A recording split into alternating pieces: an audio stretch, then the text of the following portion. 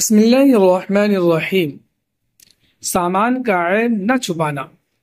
انسان کو زندگی میں روزمرہ جن کاموں سے واسطہ پڑتا ہے ان میں ایک بہت ہی اہم کام خریدنا بیچنا بھی ہے۔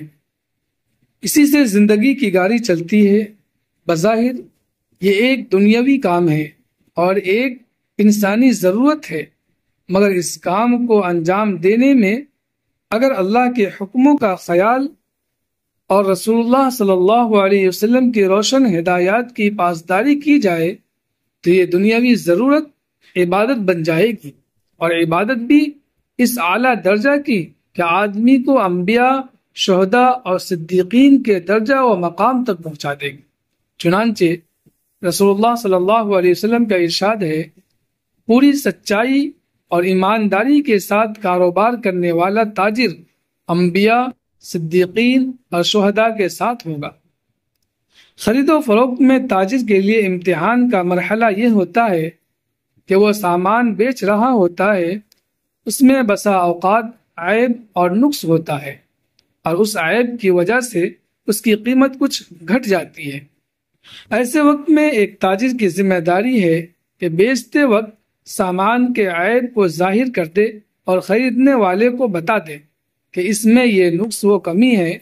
اس میں بظاہر نقصان نظر آئے گا، لیکن حقیقت میں دنیا اور آخرت کا نفع اسی میں پوشیدہ ہے۔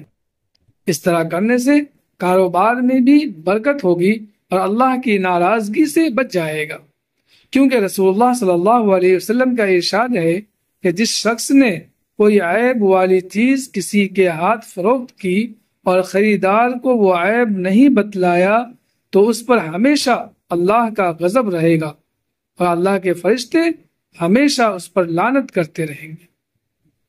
رسول اللہ صلی اللہ علیہ وسلم نے بیچے جانے والے سامان کا عیب چھپانے سے منع بھی فرمایا ہے۔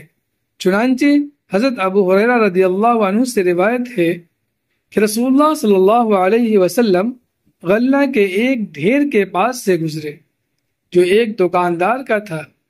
آپ نے اپنا ہاتھ اس ڈھیر کے اندر داخل کر دیا تو آپ کی انگلیوں نے گیلا پن محسوس کیا۔ آپ نے اس غلہ فروش سے فرمایا کہ تمہارے ڈھیر کے اندر یہ تری اور گیلا پن کیسا ہے؟ اس نے عرض کیا، یا رسول اللہ، غلے پر بارش کی بوندیں پڑ گئی تھی تو میں نے اوپر کا بھیگ جانے والا غلہ نیچے کر دیا۔ آپ نے فرمایا کہ اس بھیگے ہوئے غلہ کو تم نے ڈھیر کے اوپر کیوں نہیں رہنے دیا تاکہ خریدنے والے لوگ اس کو دیکھ سکتے؟ سن لو، جو آدمی دھوکے بازی کرے وہ ہم میں سے نہیں ہے۔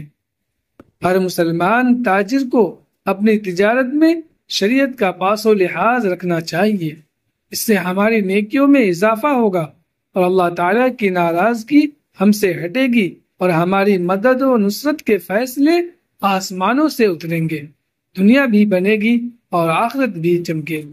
اللہ عمل کی توفیق عطا فرمائے، آمین یا رب العالمین۔